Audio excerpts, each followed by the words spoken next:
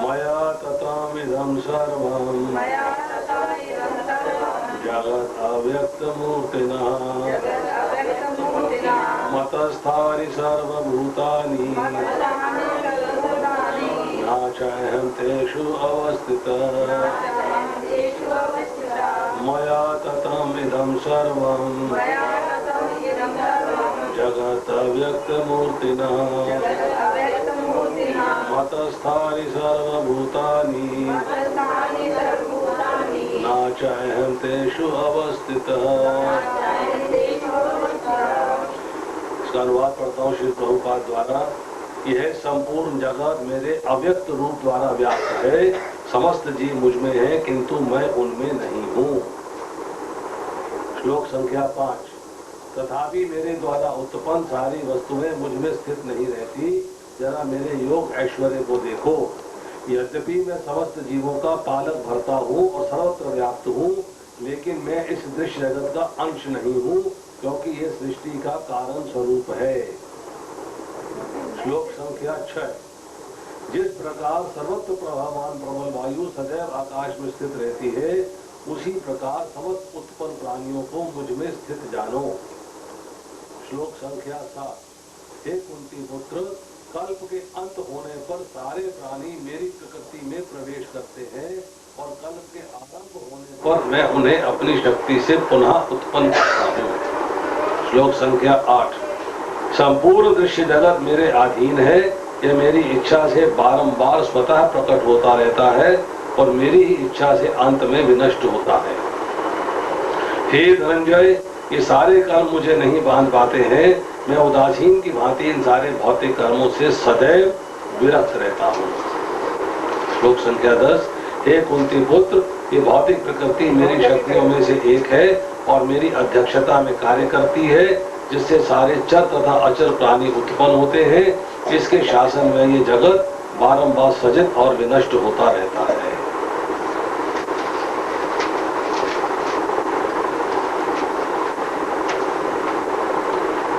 Chart पढ़िएगा, 10वें तक श्लोक में दिया।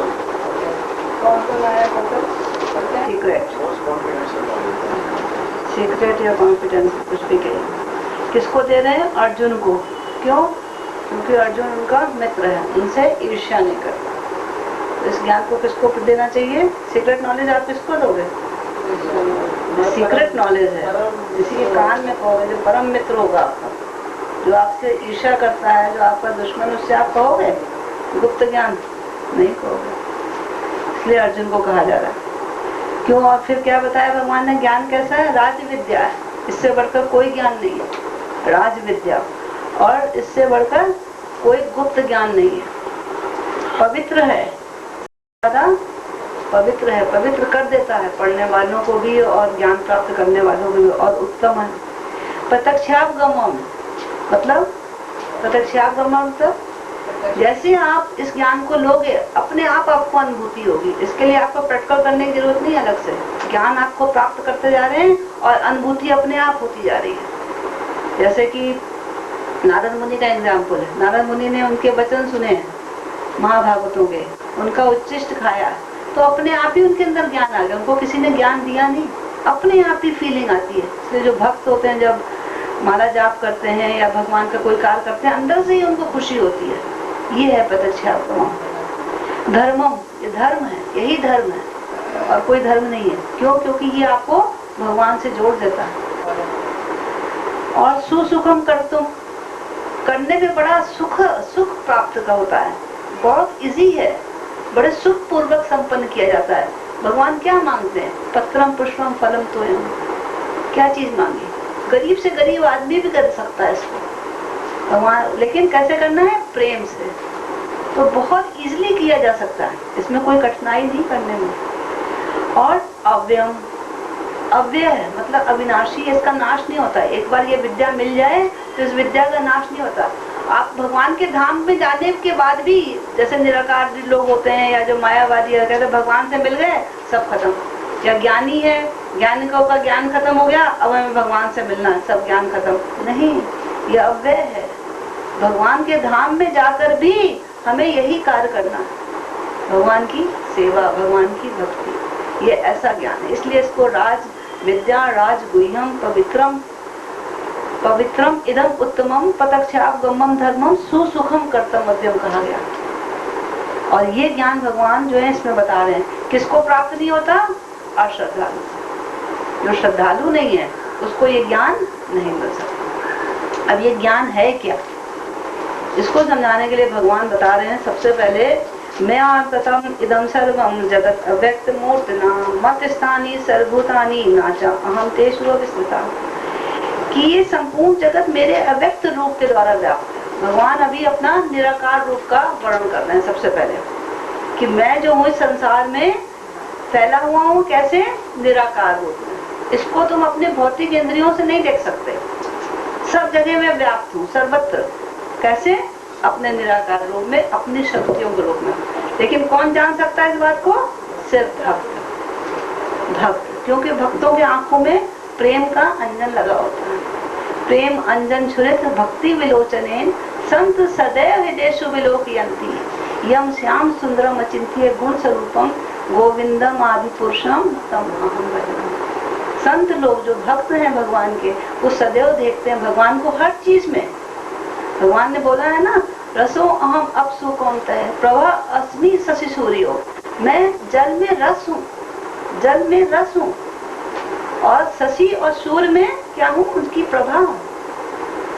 तो ऐसे भक्त लोग उनको पहचान लेते हैं। जब जल पीते हैं, अगर किसी प्यासे को जल दिया जाए तो उसको कितनी तृप्ति होती है, कितना उसको अंदर से रस, हालांकि रसहीन होता है, रस कोई नहीं है, स्वाद नहीं है जल का, लेकिन फिर भी उसके अंदर कितना रस है। वो रस क्या है? वो भगवान है। शशि और सूर्य में उसकी प्रभा हूँ। और प्रणवा सब वेदेषु, जितने वेद मंत्र हैं सब में मैं प्रणम हूँ। ओम, हर वेद मंत्र जो है ओम से शुरू होता है। ओम क्या है? भगवान है। शब्दा खे माने आकाश, मैं शब्द हूँ। और पौरुषम नृषु, और जो पुरुष है उसका मैं पौरुष हूँ। तो इस तरह भगवान सब जगह व्याप्त है निराकार रूप में। इसको सिर्फ भक्त देख सकते हैं, अभक्त इसको समझ नहीं सकते। भगवान कह रहे हैं मैं सर्वत्र व्याप्त हूँ। कैसे? अपने निराकार रूप में। और निराकार रूप क्या है? अपनी शक्तियों के रूप में, अपनी शक्तियों के रूप में। भगवान की दो शक्तियां बताई ना 7वें अध्याय में, परा और अपरा। तो अपरा और अपरा शक्ति के रूप में मैं सर्वत्र विद्यमान हूँ। इसको सिर्फ भक्त देख सकते हैं। इसका मतलब ये नहीं हुआ कि भगवान सर्वत्र विद्यमान हो गए तो भगवान विलीन हो गए सारे संसार में, नहीं। भगवान कह रहे हैं मत स्थानी सर्वभूतानि, जितने भी भूत हैं, जितने भी जीव हैं, सब मेरे अंदर स्थित हैं। मत स्थानी, सब मेरे अंदर है। मत माने मैं, मेरे, और स्थानी माने स्थान है। और सर्वभूतानि, सारे भूत मेरे अंदर स्थित हैं, लेकिन मैं उनमें नहीं हूँ। ये कैसे बता दिया? सब कुछ मेरे अंदर है। ये यहाँ भगवान का ऐश्वर्य है ये सारा। भगवान कहते हैं सब मेरे अंदर है, लेकिन मैं उनमें नहीं हूँ। क्यों नहीं है भगवान? भगवान 10वें अध्याय के 42वें श्लोक में कहते हैं, अर्जुन से कहते हैं, अथवा बहुने केंतिन ज्ञातेन तब अर्जुन विष्ट भया अहम इदम कृष्णम एक अंशेन स्थित हो जाएगा। हे अर्जुन, ज्यादा जानने की जरूरत नहीं है, मैं अपने एक अंश मात्र से इस संपूर्ण जगत को व्याप्त हूँ। सारे संपूर्ण एक अंश मात्र, एक अंश पूर्ण कैसे हो सकता है? भगवान इस संसार में एक अंश के में अपने सारे संसार में व्याप्त है। और पूर्ण रूप में कहाँ है? गोलोक वृंदावन में। भगवान गोलोक वृंदावन में रहते हैं, राधा रानी और सखियों के साथ अपनी लीलाएं करते रहते हैं, उसमें आनंद रहते हैं। लेकिन इस संसार में भी भगवान है। कैसे हैं? अपने निराकार रूप में, अपनी शक्तियों के रूप में। सारा कार्य चल रहा है भगवान की शक्तियों के द्वारा। जैसे राजा का बताया था एग्जाम्पल। राजा अपने महल में रहता है, अपनी रानी के साथ, अपने बच्चों के साथ, लेकिन सारा संसार जो सारा उसका राज्य है, ऑफिसर्स हैं, जितने भी हैं, सारे कार्य में राजा की उपस्थिति ऑलरेडी है। ये राजा का कार्य है, राजा वो कर जाएगा, राजा के लिए ये काम हो रहा है। तो राजा हर जगह प्रेजेंट है, लेकिन कैसे? अपनी शक्तियों के रूप में। और रहता कहाँ पर है? ये समझाने के लिए आपको बताया जा रहा है, एग्जाम्पल्स दिए जा रहे हैं। राजा भगवान नहीं है, भगवान भगवान है। ये आपको एग्जाम्पल ऐसे समझ में आ जाए बाकी कैसे है भगवान। तो इस तरह यहाँ भगवान बताते हैं कि इस तरह मैं जो हूँ सर्वत्र व्याप्त हूँ। दूसरे श्लोक में कहते हैं, 5वें श्लोक में, नाचा मत स्थानी भूतानी पश्मे योगम ऐश्व। अब यहाँ पे पहले श्लोक में कह दिया मत स्थानी सर्वभूतानी। ध्यान से सुनिए, आपका ध्यान कहीं और है। पहले श्लोक में 4 नंबर श्लोक में क्या भगवान ने बताया, दूसरी लाइन में देखो, मत स्थानी सर्वभूतानी, सारे जीव मेरे अंदर स्थित हैं। और यहाँ पर कह रहे हैं नाचा मत स्थानी भूतानी, मेरे अंदर जीव नहीं है, मेरे अंदर मेरे द्वारा प्रकट सारी चीजें मेरे अंदर नहीं रहती। मेरे योग ऐश्वर्य को देखो, सब अपोजिट चीजें भगवान के अंदर, बहुत दूर है बहुत पास है, बहुत छोटे हैं बहुत बड़े हैं, जितनी अपोजिट चीजें हैं सब क्वालिटी भगवान के अंदर होती है। अभी भगवान ने बोला कि मेरे अंदर सब भूत रहते हैं, और यहाँ कह रहे हैं सब भूत मेरे अंदर नहीं है। मेरे योगेश्वर को देखो, यद्यपि मैं समस्त जीवों का भरता हूँ, भूत भ्रत, भूत भ्रत माने सब जीवों का पालन करने वाला हूँ। नाचा भूत स्थित हो, मम आत्मा भूत भावना, लेकिन मैं इस दृश्य जगत का अंश नहीं हूँ। सारे लोग मेरे अंदर हैं लेकिन मेरे अंदर नहीं भी हैं। और दूसरी बात, मैं सारे यहाँ का सबका, सारे जीवों का पालन करता हूँ, लेकिन मैं इस जगत का अंश नहीं हूँ, क्योंकि मैं इस जगत का कारण हूँ। भूत भावना माने कारण हूँ, स्रोत हूँ इस दृश्य जगत का। ये सारा दृश्य जगत मुझसे ही उत्पन्न होता है, लेकिन फिर भी मैं इस दृश्य जगत का अंश नहीं हूँ, मैं अलग हूँ। तो इसको ये नहीं समझना चाहिए कि इसको भगवान ने ऐसा क्यों कह दिया कि सारे जीव मुझ में नहीं है।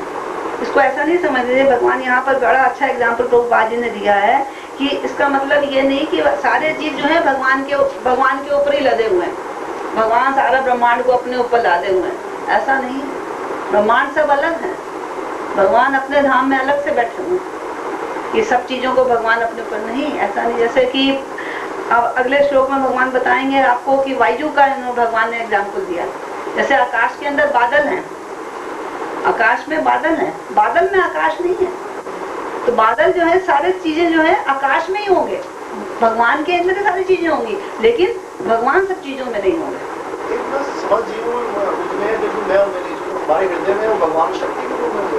नहीं, परमात्मा रूप में उनका एक अंश है, परमात्मा उनका एक, अभी समझाएंगे आपको, नहीं अभी आपको समझाएंगे। शक्ति नहीं है, वो परमात्मा है। अभी आप समझे नहीं हैं, अभी इस टॉपिक को बंद कर दो, आपको समझाया जाएगा 1 मिनट के बाद।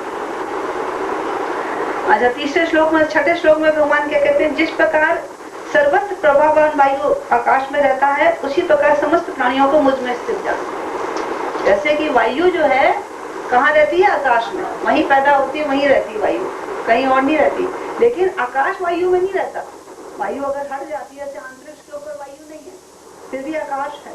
ऐसे भगवान जो है सब चीजें भगवान से ही है, लेकिन भगवान सब में नहीं है। समझ रहे हो ना, यही योगेश्वर है भगवान का, कि सब कुछ मुझ में है, सारी चीजें, लेकिन मैं सब में नहीं।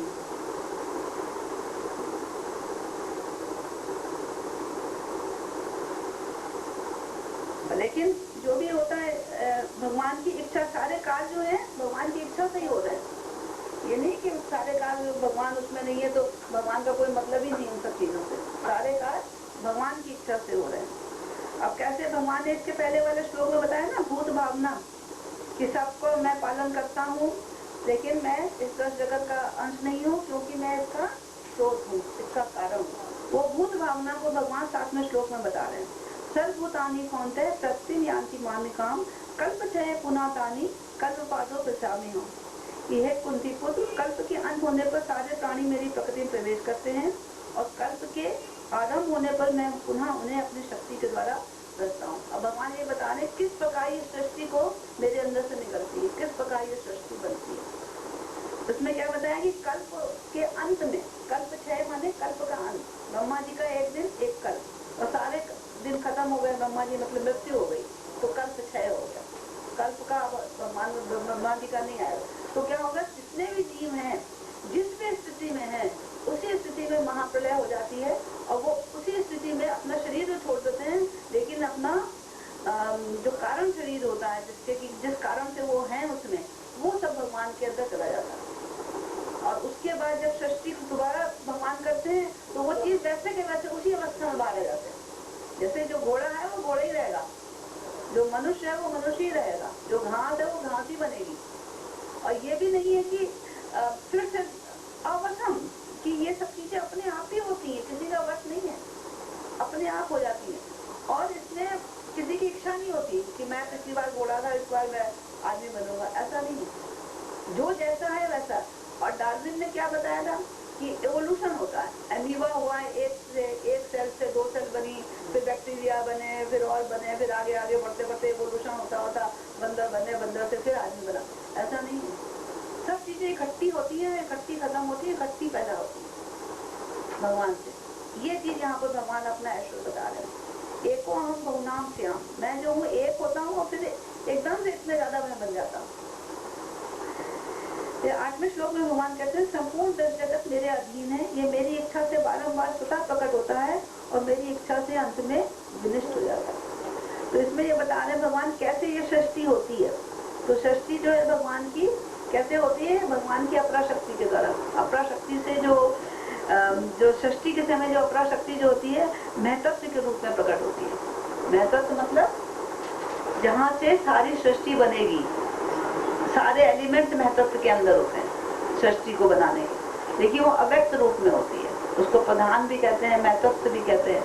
वो अभी प्रकट नहीं हुई, अव्यक्त है।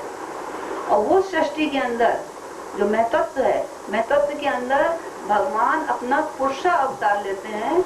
और प्रथम पुरुषा अवतार जो होता है वो कहलाता है महाविष्णु। वो उस महतत्व में चले जाते हैं और महतत्व के अंदर भगवान के अंदर से रोम कूपों से, उनके श्वास से अखंड असंख्य ब्रह्मांड निकलते हैं। उस हर ब्रह्मांड में भगवान का सेकंड पुरुषा अवतार चला जाता है, उसको कहते हैं गर्भोदकशाही विष्णु। और गर्भोदकशाही विष्णु की नाभि से कमल निकलता है और कमल के ऊपर ब्रह्मा जी की सृष्टि होती है, ब्रह्मा जी उत्पन्न होते हैं और ब्रह्मा जी फिर सारी सृष्टि करते हैं। जब सृष्टि होती है भगवान फिर उसके ऊपर दृष्टिपात करते हैं। जब भगवान दृष्टिपात करते हैं तो सारी सृष्टि चलायमान हो जाती है। अभी तक चलायमान नहीं थी। उससे क्या करते हैं, जीवों का गर्भाधान कर देते हैं। तो उससे उनके अंदर सारे जीव अंदर चले जाते हैं और सब जैसा था पहले संसार वैसे ही बन जाता है। सर्व योनिषु कौन्तेय मूर्तियां संभवन्ति वा तासाम ब्रह्म महद योनि अहम बीज प्रकृता। भगवान कहते हैं कि ये जो भौतिक प्रकृति है ये सबकी योनि है, इसके अंदर से सारे जीव प्रकट होते हैं, लेकिन उसमें बीज बताता पिता मैं हूँ, जो कि उसके अंदर बीज डालता वो पिता मैं। तो अपने अपने पूर्व कर्मों के अनुसार सारे जीव जो हैं जब सृष्टि का होती है तो उसमें आ जाते हैं। और हर जीव के अंदर परमाणु तक में भगवान का तीसरा पुरुष अवतार होता है, जो कहते हैं शिरोदकशाही विष्णु या परमात्मा, इसको भी आप कह रहे हैं। वो जो है भगवान का साकार रूप है, निराकार रूप नहीं है, लेकिन वो हर जीव के अंदर चला जाता है, उसका आकार है भगवान का। फिर 9वें श्लोक में भगवान कहते हैं ये सारे कर्म मुझे बांध नहीं पाते। ये सारे कर्म हो रहे हैं भगवान की अध्यक्षता में हो रहे हैं, लेकिन भगवान ही कर रहे हैं। कर उनकी शक्तियां नहीं है लेकिन भगवान की अध्यक्षता में हो रहे हैं, लेकिन भगवान इसमें निर्लेप रहते हैं। कहते हैं मुझे उसमें से कुछ चाहिए नहीं है, मैं उदासीन रहता हूँ उसमें। जैसे एग्जाम्पल बताया था जज का, जज ने किसी को सजा देनी है, किसी को इनाम देना कि इसको रुपया मिलना चाहिए और किसी को सजा मिल रही है, तो जज के ऊपर कोई इफेक्ट नहीं आ रहा, ऐसे उदासीन रहता है, उसके ऊपर कोई असर नहीं आ रहा, किसी को इनाम मिले चाहे। ऐसी भगवान ने सारी सृष्टि कर दी, उसमें भगवान कहते हैं समो अहम सर्वभूतेषु नामे देशो अस्ति ना प्रिया। मैं सबके अंदर समभाव हूँ, किसी से द्वेष नहीं करता, किसी को पक्षपात नहीं करता। भगवान ये कह रहे हैं, तो भगवान उदासीन की भांति रहते हैं। लेकिन सारा काल क्या होता है, भगवान कहते हैं मेरी अध्यक्षता में होता है। मैं अध्यक्षेण प्रगति सूर्यते सचराचरम हेतु नानेन कौन्तेय जगत विपर्यस्ते। ये भौतिक प्रगति मेरी शक्तियों में से एक है और मेरी अध्यक्षता में कार्य करती है, जिससे चर अचर सारे प्राणी उत्पन्न होते हैं और ये इसके शासन में ये जगत बारंबार सृजित और विनष्ट होता रहता है। मतलब कि प्रकृति जो है सारे कार्य करती है। प्रकृति में दुर्गा देवी भी आ जाती है, तो वो सारे कार्य कर रहे हैं, पूजा हम लोग उनकी करते हैं, लेकिन अध्यक्षता किसकी है, भगवान। उनकी शक्ति के बिना प्रकृति कुछ नहीं कर सकती। तो इसमें यहाँ पर एक बड़ा अच्छा उदाहरण दिया फूल का, कि फूल और फूल की खुशबू, खुशबू कहाँ से आ रही है? फूल से, लेकिन खुशबू अलग है, फूल अलग है। आप ये नहीं कह सकते, लेकिन आ रही है फूल से। तो इसलिए इसी प्रकार भगवान जो है प्रकृति से अलग रहते हैं, लेकिन उत्पन्न वहीं से हो रही है, शक्ति वहीं से आ रही है, और उससे जो है सारा जगत बन रहा है। ये भगवान ने अपना एक दिव्य गुप्त ज्ञान दिया, गुरु ज्ञान दिया। फूल भगवान जो है ना, फूल से आ रही खुशबू, खुशबू अलग है, खुशबू अलग चीज है। आप इसको समझेंगे, अभी प्रयास करेंगे। तो इस प्रकार हम देखते हैं कि ये परम रूप ज्ञान, पहला ज्ञान भगवान ने दिया अपना निराकार रूप का। कैसे है मेरा निराकार, कैसे संसार में जीव बन रहे हैं, कैसे उत्पन्न हो रही है, और उसमें मैं कैसे हूँ, मेरी स्थिति क्या है और जीवों की स्थिति क्या है। ये पहला अपना ज्ञान दिया निराकार रूप के बारे में। अपनी शक्तियाँ बताई, कैसे उत्पन्न होती है सृष्टि की, वो सारी चीजें भगवान ने अर्जुन को बताई। इसके आगे अब दूसरा ज्ञान दिया जाएगा, कैसे कैसे आगे बढ़ेंगे। तो यहाँ तक भगवान 10वें श्लोक तक अपना निराकार रूप के बारे में बताया। हरे कृष्ण। इदं सर्वं जगत् अव्यक्तमूर्तिना मतस्थानि सर्वभूतानि न चयन्तेषु अवस्थितः। ये संपूर्ण जगत मेरे अव्यक्त रूप के द्वारा व्याप्त है, समस्त जीव मुझ में है, किंतु मैं उनमें नहीं हूँ। माया, माया का अर्थ है मेरे द्वारा। ततम इदम, ततम व्याप्त है, इदम ये, मतलब मेरे द्वारा व्याप्त है समस्त जगत। आगे क्या बोला? जगत अव्यक्त मूर्तिना। कैसे? मेरे अव्यक्त रूप के द्वारा। अब यहाँ पर व्यक्त क्या है और अव्यक्त क्या है? व्यक्त किसे कहते हैं और अव्यक्त किसे कहते हैं? यहाँ क्या चर्चा हुई? व्यक्त जो दिखाई दे, अव्यक्त जो दिखाई दे, विजिबल नॉन विजिबल, व्यक्त जो दिखाई दे और अव्यक्त जो दिखाई न दे। तो यहाँ पर जो है, जो चर्चा हो रही है, वो क्या चर्चा हो रही है? क्या व्यक्त है और क्या अव्यक्त है? क्या चर्चा हो रही है?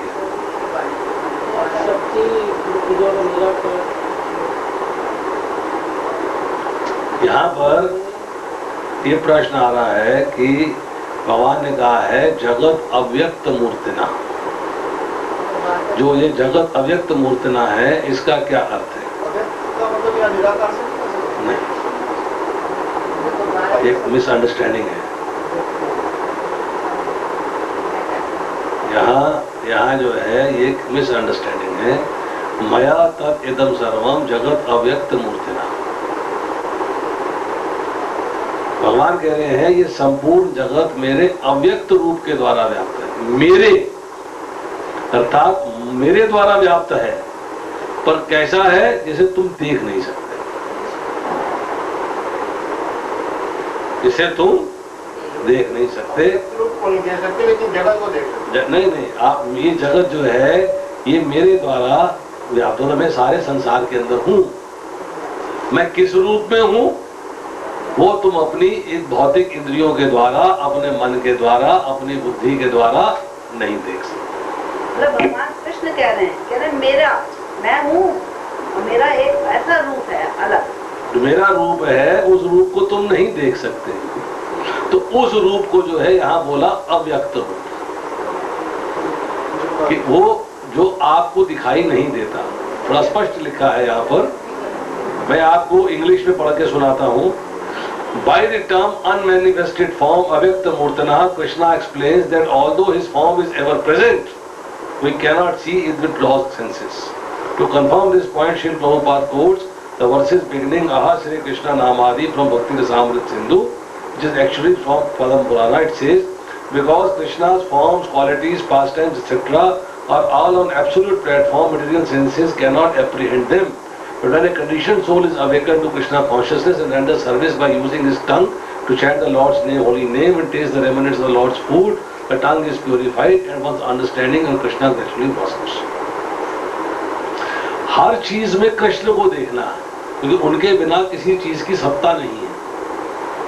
परंतु यहां भगवान कह रहे हैं कि मेरा वो रूप, बिगिनिंग कहां से करी? मया, मैं, मतलब यहां पर निराकार भगवान की स्थापना नहीं हुई है। यहां पर भगवान अपने निराकार स्वरूप की बात कर रहे हैं कि मैं सब जगह व्याप्त हूं। कैसे? जो जिस रूप को आप देख नहीं सकते, मैं उस रूप में व्याप्त हूं। मतलब साकार अपने निराकार रूप की बात। हाँ, साकार रूप जो है भगवान अपने स्वयं अपने जो है उस रूप के बारे में बता रहे हैं जिस रूप को आप देख नहीं सकते, आप इन आंखों से उनको देख नहीं सकते। फिर भगवान कह रहे हैं कि इसमें जो है मैं हूं भी और नहीं भी, दो चर्चाएं हो रही हैं। क्या कह रहे हैं कि ये सारा जो भौतिक संसार है ये मेरी शक्ति पर आधारित है, मुझ पर आधारित है, मतलब मेरी शक्ति पर आधारित है, परंतु मैं उसमें लिप्त नहीं, मैं उसमें अलग हूं। मेरे पे आश्रित होता हुआ भी, मेरी शक्ति पर आधारित होता हुआ भी मैं उससे अलग हूं। मैं इस सारी भौतिक सृष्टि, भौतिक प्रकृति, भौतिक संसार का उत्पन्न करने वाला हूं, उसको मेंटेन करने वाला हूं, परंतु मैं उसके साथ एसोसिएट नहीं करता, उसके साथ मेरा संग नहीं है, असंग हूं, उसके साथ मैं लिप्त नहीं हूं, अलिप्त हूं। अभी आएगी चर्चा सारी। कहते हैं मैं इस भौतिक प्रकृति से फ्री हूं। फ्री का मतलब क्या हुआ? स्वतंत्र। मैं इस भौतिक प्रकृति से स्वतंत्र हूं, परंतु भौतिक प्रकृति मेरे से स्वतंत्र नहीं, वो मेरे पे आश्रित है। अब इसी बात को जो है आगे जाके फिर फर्दर एक्सप्लेन किया गया है। कैसे एक्सप्लेन किया है समझिए। ये सारे श्लोक एक साथ चलेंगे। भगवान यह कहते हैं कि मतस्थानि सर्वभूतानि, मतस्थानि सर्वभूतानि अर्थात सारे प्राणी मेरे में स्थित हैं। मतस्थानि मेरे में स्थित हैं, सर्वभूतानि मतलब सारे प्राणी मेरे से उत्पन्न होते हैं, मेरे में स्थित होते हैं, मेरे में ही लीन होते हैं। अगले श्लोकों में चर्चा आई है ना, मेरे में लीन होते हैं, मतलब मेरे से उत्पन्न होते हैं, मेरे में स्थित होते हैं और मेरे से लीन होते हैं। प्राणी मतलब सब जीव, चाहे वो पेड़ है, चाहे पक्षी है, चाहे जानवर है, और चाहे कीड़ा है, और चाहे हम मनुष्य। सारे प्राणी भगवान कहते हैं मेरे से उत्पन्न होते हैं, मेरे में स्थित रहते हैं, मेरे में ही लीन हो जाते हैं। ये बात कह दी। अब इस बात को भगवान जो है कॉन्ट्राडिक्ट करते हैं। दो स्टेटमेंट दिया। पहली स्टेटमेंट दिया मया ततम इदम सर्वम, कि मेरे द्वारा, मेरे अव्यक्त रूप के द्वारा व्याप्त है। और दूसरी स्टेटमेंट दी कि सारे प्राणी जो है मेरे में स्थित है। अब ये दो स्टेटमेंट देने के बाद भगवान इनको कॉन्ट्राडिक्ट करते हैं, इसको गलत साबित करते हैं, इसको सपोर्ट नहीं करते। क्या कहते हैं? नचे मतस्थानि भूतानि, एक चर्चा ये करी, और न चहम तेषु अवस्थिता, एक चर्चा करी कि मैं संपूर्ण जगत में स्थित हूं। पहली बात कॉन्ट्राडिक्ट किया, मैं उनमें स्थित नहीं हूं। मैं संपूर्ण जगत में स्थित हूं और मैं उनमें स्थित नहीं हूं। ये कैसे हो सकता है? पहले कह दिया कि मया ततम सर्वम, मैं अव्यक्त रूप से सब जगह पर व्याप्त हूं, अर्थात संपूर्ण जगत में मैं स्थित हूं। और फिर बाद में कह दिया न च अहम तेषु अवस्थिता, मैं जो है उनमें स्थित नहीं हूं। दो बातें भगवान ने, पहले एक स्टेटमेंट दिया, फिर इसको कॉन्ट्राडिक्ट किया। पहला पॉइंट। पहले श्लोक के अंदर जहाँ कह दिया है कि मया तदिदम सर्वम, और बाद में बोल दिया न च हम तेषु अवस्थित। अब यहां कह रहे हैं कि ऐसा कैसे है, समझिए आप। कह रहे हैं अगर भगवान सारे प्राणियों में स्थित है, आपका पॉइंट अपने पास रखिएगा, उसका उत्तर ऑटोमेटिकली मिलेगा। परमात्मा वाला पॉइंट ऑटोमेटिकली उत्तर मिलेगा। अगर भगवान जो है सारे प्राणियों के अंदर स्थित हैं, तो प्राणियों का नाश होने पे भगवान का भी नाश हो जाता। भगवान का नाश होता है, प्रेजेंट होते हुए भी प्रेजेंट नहीं। ये है अचिंत्य भेदाभेद, साइमल्टेनियस कनेक्टनेस एंड अनकनेक्टनेस। अगर आपके अंदर एक चीज, इसके अंदर ये धागा है, ये खत्ताल जला देंगे, पीतल जल जाएगा तो धागा भी जल जाएगा। भगवान कहते हैं कि अगर भगवान जो है सबके अंदर स्थित होते हैं, तो सबका नाश होने पर भगवान का भी नाश हो जाएगा। प्राणी में परिवर्तन आएगा तो भगवान में भी परिवर्तन आना चाहिए, परंतु भगवान में परिवर्तन नहीं आता। इसका मतलब है भगवान सारे प्राणियों में, संपूर्ण जगत के अंदर स्थित है, परंतु उससे लिप्त नहीं है, अलिप्त है, उससे लिप्त नहीं। भगवान आपके हृदय में उपस्थित है, जीव आपके हृदय में है, आत्मा। आत्मा ने शरीर से संबंध बना लिया है, भगवान ने संबंध नहीं बनाया। आत्मा ने शरीर से संबंध बना लिया है, इसलिए 84 लाख योनियां भोग रही है। भगवान ने संबंध नहीं बनाया, अर्थात भगवान ने भौतिक प्रकृति के साथ संबंध कायम नहीं किया है। भौतिक प्रकृति के साथ संबंधित होते हुए भी संबंधित नहीं। आपके पास है, चतुर्भुज रूप में है, आपके हृदय में परमात्मा रूप में विराजमान है, परंतु आपके साथ लिप्त नहीं, निर्लिप्त है, निर्विकार है। भगवान अपने में ही स्थित है, आपके शरीर में होते हुए भी आपके शरीर में स्थित नहीं, उससे सेपरेट है।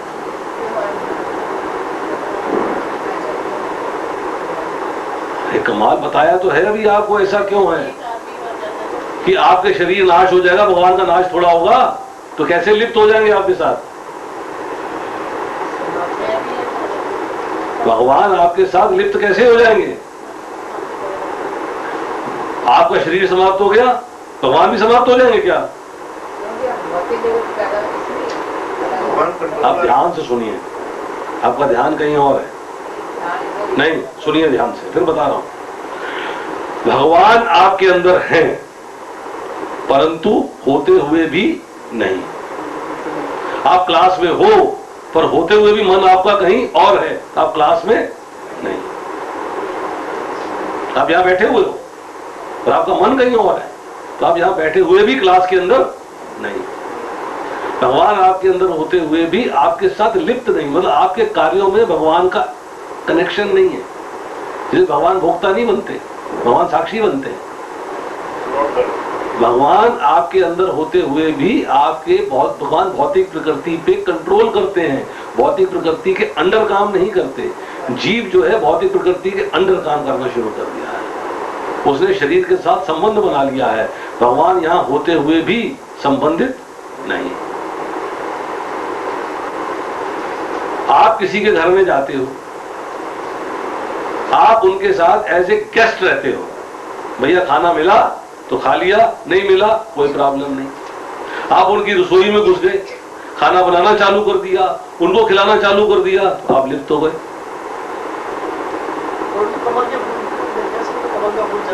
नहीं।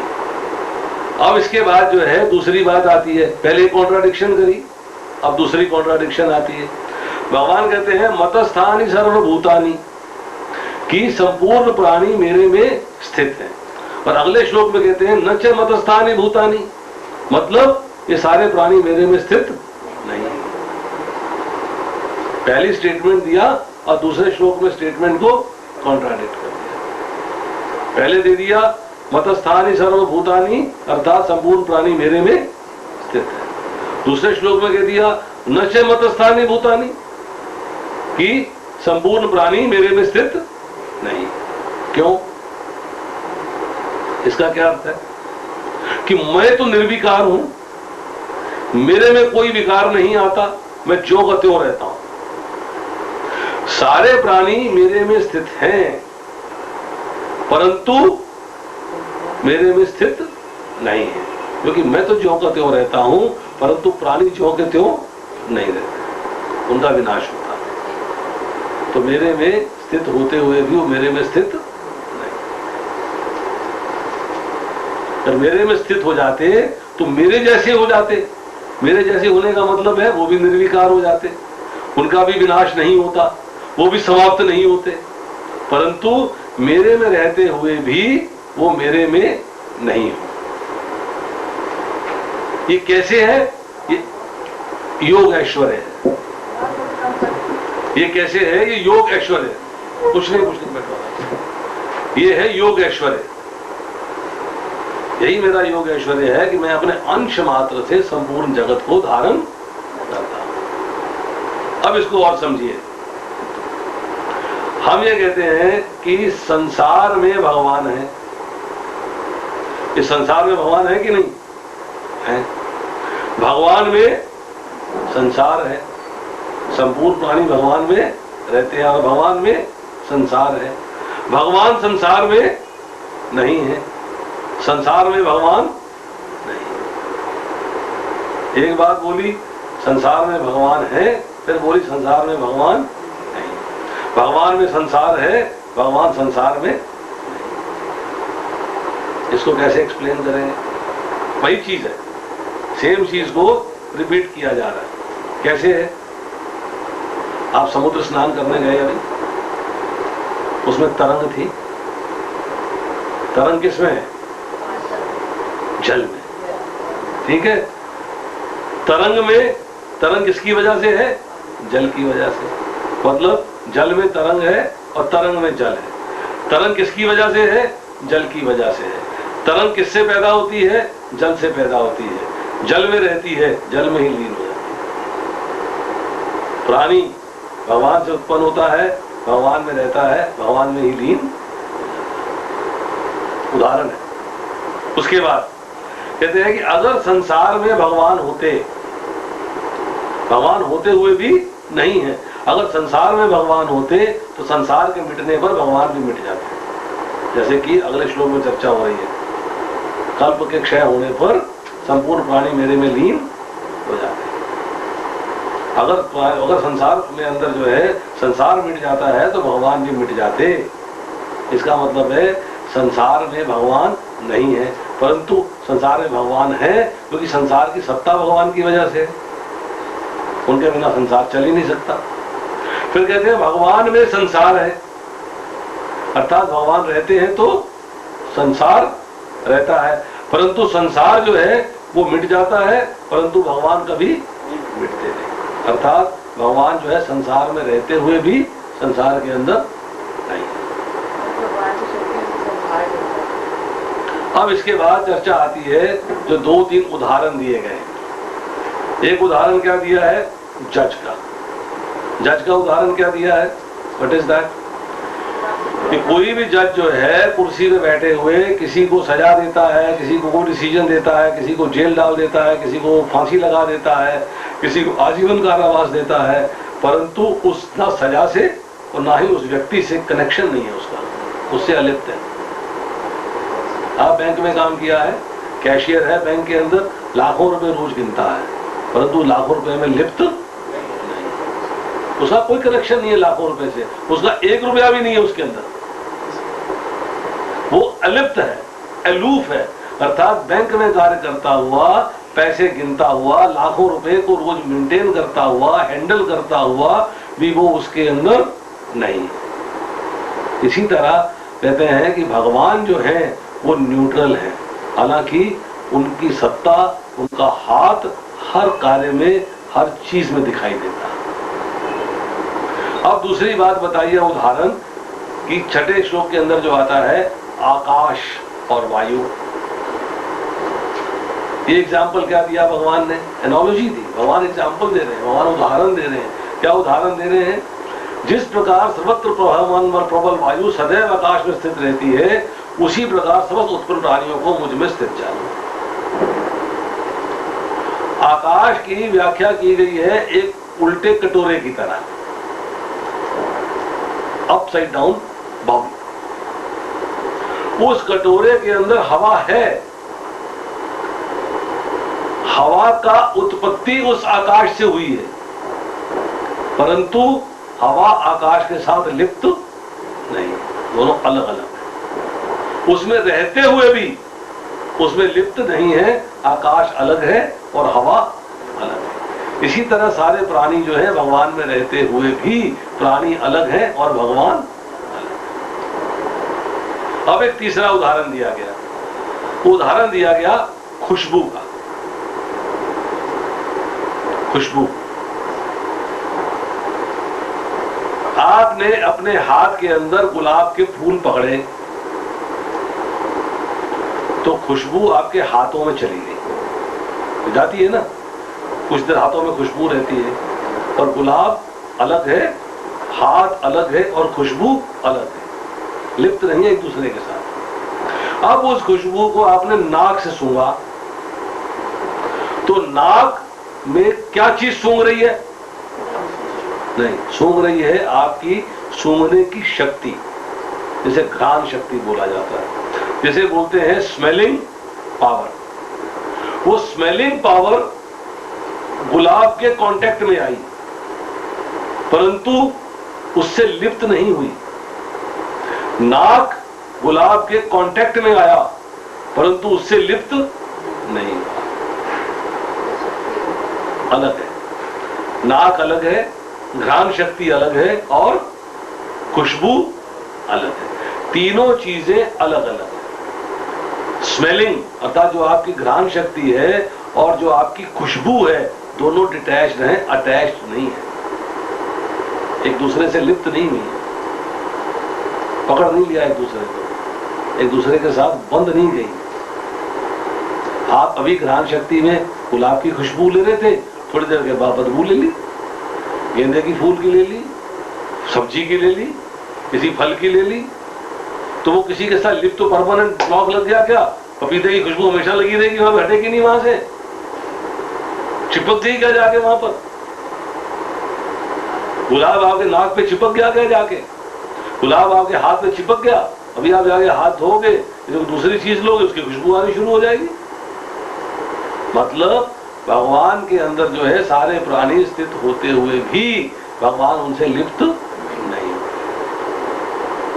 अब इसके बाद चर्चा आती है कि हे कुंती पुत्र, कल्प के अंत होने पर सारे प्राणी मेरी प्रकृति में प्रवेश करते हैं और कल्प के आरंभ होने पर उन्हें मैं अपनी शक्ति से पुनः उत्पन्न करता हूं। अब भगवान जो है यहां पर बता रहे हैं क्या, अपना जो सृजन है, जो भौतिक प्रकृति का जो सृजन हो रहा है, उसके बारे में भगवान यहाँ पर चर्चा कर रहे हैं।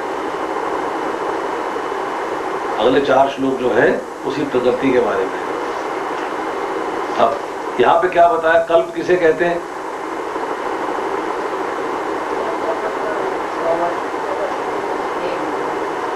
कल्प क्या होता है? कल्प का अर्थ ये है ब्रह्मा जी का एक दिन। जब ब्रह्मा जी का एक दिन समाप्त होता है, दिन मतलब 12 आवर्स, 24 आवर्स नहीं, 12 घंटे।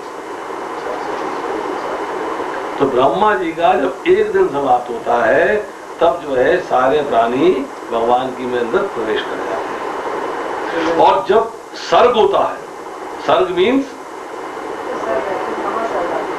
सर्ग का मतलब है जब रात्रि समाप्त होती है और फिर दिन का उदय होता है। कल्प का मतलब है दिन समाप्त हुआ, रात्रि शुरू हो गई। सर्ग का मतलब है रात्रि समाप्त हुई और दिन शुरू हो गया। सर्ग, सा गा, गा के ऊपर रा, सर्ग। तो अब चर्चा हुई कि जब ब्रह्मा जी की आयु समाप्त होती है तो उसे कल्प नहीं कहा जाता, उसे कहा जाता है महाकल्प। और जब वो दिन शुरू होता है अर्थात रात्रि समाप्त होती है उसे कहते हैं महासर्ग। तो महा का मतलब जो महा पहले लग जाता है इसका मतलब है ब्रह्मा जी के 100 साल समाप्त हो गए और उसके बाद फिर से सृष्टि की रचना होनी है। जब दिन समाप्त होता है तो जो प्राणी जो है अब जो प्राणी हैं वो सारे प्राणी भगवान यहाँ क्या बता रहे हैं? भगवान यहाँ बता रहे हैं कि सारे प्राणी जो है मेरी अंदर प्रवेश करते हैं। रात भर प्रवेश करते हैं? नहीं, रात भर प्रवेश नहीं करते, प्रवेश करके रात भर वह डॉर्मेंट स्टेज में पड़े रहते हैं। फिर जब दिन होता है फिर भगवान उनको प्रकट कर देते हैं। यहाँ पर ये चर्चा होती है, बड़ी स्पष्ट समझने वाली बात है कि जो जीव है जो भगवान के अंदर जाके प्रवेश कर जाता है वो अपने कर्म फल साथ लेके जाता है और जब वो बाहर आता है उन कर्म फलों के अनुसार फिर ब्रह्मा जी उसको एक शरीर प्रदान करते हैं। वही शरीर जिसमें हो जाता। शरीर तो सूक्ष्म शरीर में गया, कुत्ता बन के थोड़ा अंदर चला गया, वो बिल्ली बन के थोड़ा चला गया अंदर, लेकिन वो कुत्ता ही बनेगा ना। पता नहीं वो जो उसके कर्म फल थे उसके अनुसार उसे क्या बनना है, हाँ वो कर्म फलों के अनुसार बनता है। उसका जब जो है जब ब्रह्मा जी की जब एक दिन समाप्त हो रहा है उस वक्त उसकी क्या पोजीशन थी, समाप्त हुए उसके बाद उसके कर्म फल उसके साथ हैं, उन कर्म फलों के अनुसार जब उसका प्राकट्य होता है दोबारा से उसको क्या शरीर धारण करना है, ये इंजीनियरिंग कार्य जो है उसके हिसाब से प्लान करके ब्रह्मा जी का है। महासर्ग में भी यही होता है। महासर्ग में सारी सृष्टि की रीरचना होती है, उसमें कर्मफल भी समाप्त हो जाते हैं। तो ब्रह्मा जी की आयु समाप्त हो गई, सारे कर्मफल समाप्त हो गए, सब कुछ खत्म हो गया। उसमें सृष्टि की फ्रेश रचना होती है, फ्रेश। महासर्ग के अंदर जो है कर्मफल साथ नहीं आते। महासर्ग में कर्मफल ना वो 100 वर्ष के बाद होगा। हाँ, वो ब्रह्मा जी के 100 वर्ष के बाद है। समझिए बात, एक बात आराम से समझिएगा। ब्रह्मा जी का प्राकट्य होना महासर्ग जिसको बोलते हैं, कैसे आएंगे? कैसे आएंगे? ब्रह्मा जी का प्राकट्य कैसे होगा? गर्भोदकशाही विष्णु के नाभि कमल से। इसका मतलब यह है कि पहले ब्रह्मांडों की रचना होगी, ब्रह्मांड प्रकट होंगे। जब ब्रह्मांड प्रकट होंगे तब उनके अंदर गर्भोदकशाही विष्णु आएंगे। उस गर्भोदकशाही विष्णु के नाभि कमल से ब्रह्मा जी का प्राकट्य होगा। तो ब्रह्मांड प्रकट होने का मतलब यह है कि पहले ब्रह्मांड में जो चीजें चल रही थी वो सारी जीरो हो गई।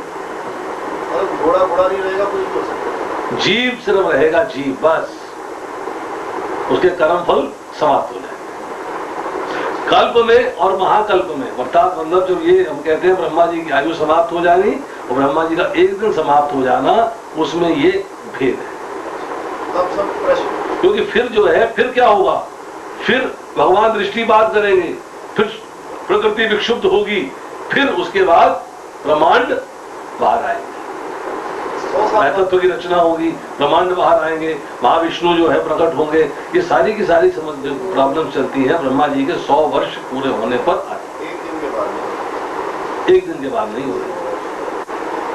वो जो आयु है उसके अंदर जो ब्रह्मा जी का प्राकट्य कैसे होगा बताओ ना। 100 वर्ष हो गए, ब्रह्मा जी गए, अब कैसे आ जाएंगे वो? दीवार के परे बैठे थे, तुम जाओ भैया दूसरा आ रहा है। नाभि कमल से आना है। नाभि कमल कहाँ से आना है? गर्भोदकशाही विष्णु से आना है। वह विष्णु कहाँ से आने हैं? महाविष्णु से आने हैं। ब्रह्मांड कहाँ से आने हैं? महाविष्णु से आने हैं। किसमें तैरने हैं? महतत्व में तैरने हैं। वहां किसने दृष्टिपात करना है? महाविष्णु ने करना है। सारे विक्षुब्ध हो जाएंगे, प्रकृति की रचना होगी, ब्रह्मांड बाहर आ जाएंगे, नए ब्रह्मा का सर्जन होगा। तो नए ब्रह्मा का सर्जन। ब्रह्मांड भी कहीं है, असंख्य है, कहीं नहीं है, कहीं तो बड़ा छोटा वर्ड हो गया, निकलते ही रहते हैं। असंख्य है, निकलते जा रहे हैं। पृथ्वी ब्रह्मांड का एक अंश है, गैलेक्सी। 14 लोग हैं। ये तो 14 लोग एक ब्रह्मांड के अंदर, 14 भुवन है एक के अंदर, ऐसे कई ब्रह्मांड, ऐसे असंख्य ब्रह्मांड है। लगातार निकल रहे हैं भगवान से, लगातार भगवान के अंदर जा रहे हैं, जा भी रहे हैं। ऐसे जो है एक ब्रह्मांड नहीं है, ऐसे जो है असंख्य ब्रह्मांड है। अब उसको एक ब्रह्मांड दिखाई गई है, ऐसे आप जो है असंख्य ब्रह्मांड जानिए। सभी में सभी में ब्रह्मांड जो है जब आप लेंगे सबसे ऊपर से लेके चलते हैं तो सत्य लोक है, तपोलोक है, जन लोक है, मेहर लोक है, स्वर्ग लोक है, भूवर लोक है, भूलोक है। भूलोक के नीचे में अतल है, वितल है, सुतल है, तलातल, महातल, रसातल, पाताल, उसके नीचे शेषनाग है। सबको मिला के एक ब्रह्मांड। हाँ जी, 14 भुवन है, ऐसे असंख्य है। भगवान कृष्ण के पास द्वारका के अंदर एक बार ब्रह्मा जी पहुंचे और उन्होंने जाके जो है दरबार में रोक दिया। उन्होंने बोला भाई मैं ब्रह्मा हूँ। बोले अच्छा, मैं पूछ के आता हूँ। तो भगवान ने कहा अच्छा ऐसा, इसने कहा मैं ब्रह्मा हूँ, इसको अहंकार हो गया, इसको जरा थोड़ा सबक सिखाया जाए। तो भगवान ने दरबार से कहा जाओ पूछ के आओ, उनसे पूछो कौन से ब्रह्मा है। तो वो ब्रह्मा जी से पूछने आया दरबार, कहने लगा आप बताएं, भगवान कह रहे हैं आप बताएं कौन से ब्रह्मा है। अरे मैं चतुर्मुखी ब्रह्मा हूँ भाई, ब्रह्मा। तो उसने जाके जो है भगवान ने कहा कह रहे हैं मैं चतुर्मुखी ब्रह्मा हूँ। मैंने कहा अच्छा कोई बात नहीं, उसको ले आओ, उसको ले आओ। तो तब जो है अपना ब्रह्मा जी अंदर गए तो क्या देखते हैं, भगवान कृष्ण विराजमान है, असंख्य ब्रह्मा चारों तरफ है।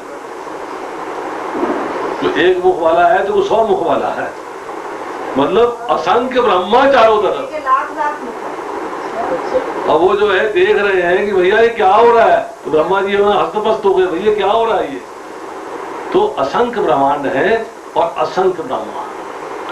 तो यहाँ पर जो है भगवान कह रहे हैं संपूर्ण दृश्य जगत मेरे अधीन है, मेरी इच्छा से बारंबार स्वतः प्रकट होता रहता है और मेरी इच्छा से अंत में विनष्ट होता रहता है। तो पूरा मौसम जो है बहुत मिल जाएगा। अभी बाद में चर्चा करेंगे, लेट्स नॉट फिनिश इट क्योंकि टाइम हो गया, पहले इसको समाप्त करने दीजिए।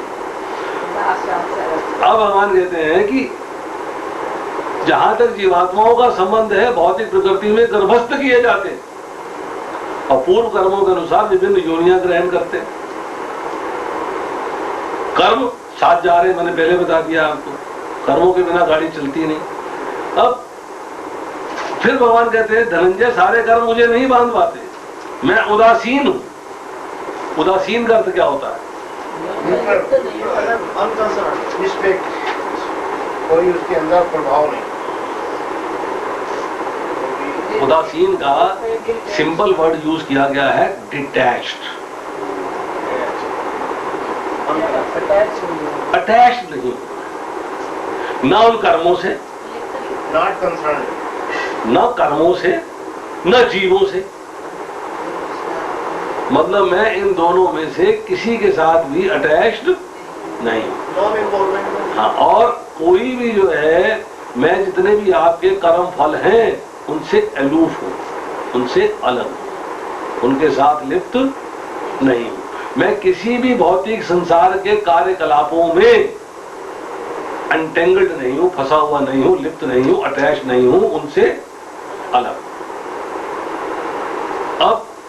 अब भगवान कहते हैं कि मैं न्यूट्रल कैसे हूं, उदासीन कैसे हूं, उदासीन कैसे हूं। तो उदासीन कैसे हैं इसको बताने के लिए भगवान ने अगला श्लोक कहा, मया दक्षेण प्रकृति ही सुविते सचराचरम हेतुनानेन कौन्तया जगत द्विपरिवर्तते। कि भौतिक प्रकृति मेरी शक्तियों में से एक है और मेरी अध्यक्षता में कार्य करती है, जिससे चर तथा सारे अचर प्राणी उत्पन्न होते रहते हैं। इसके शासन में जगत बारंबार सृजित और विनष्ट होता रहता है, परिवर्तन आता रहता है, बार बार जगत प्रकट होता है और फिर विनष्ट हो जाता है। मैं इसको प्रकट करता हूं और उसके बाद ये फिर विनष्ट हो जाता है। कहते कैसे? कहते माया, माया मीन्स मेरे से, आदि, आदि मीन्स ऊपर से कंट्रोल कर रहा हूं, फ्रॉम अबव, और अक्षर मीन्स आंखें। 10 मया दक्षिणा का मतलब होता है मेरी आंखों के नीचे, अर्थात मेरी अध्यक्षता में, मेरे नियंत्रण में, मेरे कंट्रोल में ये भौतिक प्रकृति कार्य कर रही है। जिस भौतिक प्रकृति को तुम देख रहे हो, जो बार बार प्रकट होती है, बार बार विनष्ट होती है, ये मेरी अध्यक्षता में कार्य करती है। मैं इसकी अध्यक्षता में कार्य नहीं करता, इसका कंट्रोलर मैं हूं। कैसे कंट्रोलर मैं हूं? यहां पर जो है विश्वनाथ चक्रवर्ती ठाकुर जो है एक उदाहरण देते हैं। कहते हैं कि सरकार के नीचे दसियों डिपार्टमेंट होते हैं, परंतु सरकार वहां पर उपस्थित नहीं होती। आप एजीएम थे अगर, तो आपके नीचे 45 बैंक अगर थे, तो आप हर जगह थोड़ा बैठे हुए हो जाके, परंतु हर बैंक सुचारू रूप से कार्य कर रहा है। मुझे पता है कि हमारे ऊपर एक अफसर बैठा वो सरकार, आप उस बैंक से लिप्त नहीं हो, फिर भी आपका कंट्रोल वहां पर चल रहा है। आप उस बैंक के अंदर बंद के नहीं टिके हुए बैठे हुए, वहां से हिल नहीं सकते, 8 घंटे आप जाके बैठ के लिप्त है वहां पे, नहीं, आप अलिप्त हैं, परंतु आपकी अध्यक्षता में वो बैंक चल रहे हैं। इस तरह भगवान कहते हैं कि जो मटेरियल एनर्जी है, इसमें मैं हूं भी और नहीं भी। मेरी प्रेजेंस वहां पर हर वक्त है, परंतु मैं अपने साकार रूप में वहां पर उपस्थित नहीं हूं। मैं शक्ति के रूप में वहां पर उपस्थित हूं। और फिर उसमें कहते हैं कि मेरी अध्यक्षता में कार्य करने का मतलब क्या है? कि थ्रोन मेरा है, राज्य मेरा है, राजा हूं, राज्य में बैठा हूं। आज अगर राजा जो है वनों में चला जाएगा, आप काम करोगे? उनके बॉस है ही नहीं, मर्जी से मालिक हो गए। नो, भगवान कहते हैं यहाँ पर कि मैं उस स्थिति में बैठा हुआ हूं कि हर कार्य मेरी अध्यक्षता में हो रहा है। आई एम द कंट्रोलर, मेरी अध्यक्षता में कार्य हो रहे हैं, मेरे राज्य में कार्य हो रहे हैं। मैं जो है उनमें कार्य करता हुआ भी उसमें लिप्त नहीं, हो रहे कार्य सारे मेरी अध्यक्षता है। एक भौतिक प्रकृति जो है मेरी अध्यक्षता में कार्य कर रही है, परंतु मैं किसी भी कार्य के साथ जो है लिप्त नहीं। फिर भगवान जो है यहाँ पर बताते हैं कि जहां अभी हमने चर्चा करी कि प्रकृति का प्राकट्य जैसे बात हो रही थी, कहते हैं कि जब 3 गुणों का संयोग होता है तब जो है प्रकृति जो है या तो प्रकट होती है या अप्रकट होती है। जब अप्रकट होती है तो प्रधान कहलाती है, जब प्रकट होती है तो प्रकृति कहलाती है। अर्थात प्रधान जब प्रकट हो जाता है तो प्रकृति बन जाता है। ऐसा है कि इसको बोलते हैं प्रधान, किसे कहते हैं, शब्द है प्रधान। कहते हैं जब तीनों गुणों का संयोग होता है, हाँ, तो प्रधान की रचना होती है। वो प्रकृति का जो एक प्रकृति है उसका पहला नाम है प्रधान। प्रधान है अप्रकट, मतलब अभी वो प्रकट नहीं हुआ, वही है, हम उसको देख नहीं सकते। जब वो जो है प्रकट हो जाता है तो प्रकृति के रूप में दिखाई देता है, पहले दिख नहीं रहा। आप कपड़ा ले आए, कपड़ा था, जब कट के पेंट बन गई तो पेंट के रूप में दिखनी शुरू हो गई। कपड़ा तो पहले भी था, पर पहले वो अप्रकट था। पहले कहते हैं पेंट लेंथ, अब कहते हैं पेंट। पहले वो सिली नहीं थी, अब वो सिल गई है। इसी तरीके से जो प्रकृति की सूक्ष्म अवस्था है वो प्रधान कहलाती है। जब वो सूक्ष्म से स्थूल हो जाती है तो प्रकृति कहलाती है। अब प्रकृति बन गई। अब इस प्रकृति के अंदर जो है 5 स्थूल तत्व आए, पृथ्वी जल वायु अग्नि आकाश। पृथ्वी जल अग्नि वायु आकाश 5 आए। इसके और सूक्ष्म तत्व क्या है? विषय। क्या है विषय? 5 विषय कौन से हैं? शब्द, रूप, गंध, रस और स्पर्श। इसके बाद 5 ज्ञान की इंद्रियां आई, 5 कर्म की इंद्रियां आई, 4 अंतःकरण आए, मन बुद्धि अहंकार और चेतना। ये सारे तत्व जो हैं ये प्रकट हुए प्रकृति के अंदर। अब उस प्रकृति को आप देख रहे हैं तो महत्त्व जो है जिसके अंदर सारे ब्रह्मांड समाये रहते हैं वो क्या है? वो टोटल भौतिक प्रकृति है। उसमें सारी भौतिक प्रकृति उसके अंदर है, कंप्लीट महान तत्व है। उस महान तत्व के अंदर जो है ये 24 चीजें आपको मिलती हैं। इन 24 चीजों की चर्चा करें। सूक्ष्म महत्व का सूक्ष्म रूप क्या है? इस संसार जब अप्रकट होता है, दिखता नहीं है। और स्थूल क्या होता है? इस संसार जो प्रकट हो गया। स्थूल का मतलब क्या है? मोटा मोटा, अर्थात दिखने वाला। सूक्ष्म क्या है? जो दिखता नहीं। अब कहते हैं कि प्रधान को कहते हैं प्रकृति का वह रूप जो प्रकट होने से पहले है, उसको प्रधान नाम दिया गया। उसमें कोई क्रिया नहीं। जब काल तत्व के संयोग से क्रिया होती है तो प्रकृति प्रकट होती है। जब प्रकृति आती है तो जब उसमें महाविष्णु दृष्टि बात करते हैं तब उसमें विक्षुब्धता आती है। फिर जो है उससे जीवों के शरीरों की रचना होती है। तब ब्रह्मा जी इंजीनियरिंग करते हैं। अब आपका क्या प्रश्न है, पूछिए। आप कुछ सवाल कर रहे थे? हाँ, तो यहाँ पर जो है प्रभुपाद जी लिख रहे हैं कि भगवत गीता में कृष्ण ये भी कहते हैं मैं विभिन्न योनियों और रूपों वाले जीवों का जनक हूँ। अहम बीज प्रद पिता, मैं ही बीज देने वाला पिता हूँ। कहते हैं जिस तरह जनक बालक उत्पन्न करने के लिए माता के गर्भ में वीर स्थापित करता है, उसी प्रकार परमेश्वर अपने चित्तवन मार्ग से प्रकृति के गर्भ में जीवों को प्रविष्ट करते हैं। प्रविष्ट कैसे होता है? जैसे कि आपके हाथ में गेहूं के दाने हैं और धरती पड़ी हुई है, आपने क्या किया? दाने फेंके और धरती से दानों का संयोग करा दिया, तो आपके गेहूं के दाने फूट गए और गेहूं निकल आए। क्या आप कर रहे हो? दोनों चीजों का संयोग करा रहे हैं। इसी तरह भगवान ने जो है दोनों चीजों का संयोग करा दिया, प्रकृति का और जीव। जीव तो बने हुए थे।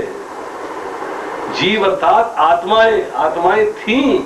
उन आत्माओं का प्रकृति के साथ मिलान करा दिया। और फिर ब्रह्मा जी ने उनको शरीर दे दिए। इग्नाइट नहीं किए, इग्नाइट भगवान ने किए। आप शब्दों का गलत प्रयोग करते हो। रचना, क्रिएशन। आपको बैंक से ऑर्डर हुआ, go and settle A branch. अब ब्रांच को सेटल करना ब्रह्मा जी का काम है, आपने सेटल किया उसको। इग्नाइट तो आपके ऑफिसर ने कर दिया, इंस्ट्रक्शन दे दिया। इग्निशन मीन्स आग लगानी। आपको इंस्ट्रक्शन मिल गई, क्रिएट ए ब्रांच। अब वो ब्रांच क्रिएट करने का मतलब है ऑफिस कॉम्प्लेक्स लेना, उसके अंदर लोगों को बिठाना, एम्प्लॉयमेंट करनी, सेटल करना, वो आपका काम है। भगवान ने तो मिला दिया। उसके बाद ब्रह्मा जी ने आपको शरीर दिया। ये कैसे कर्मों के अनुसार आपको कैसा शरीर मिला। हरे कृष्ण। एक छोटा सा, हाँ जी, ये 8वें श्लोक में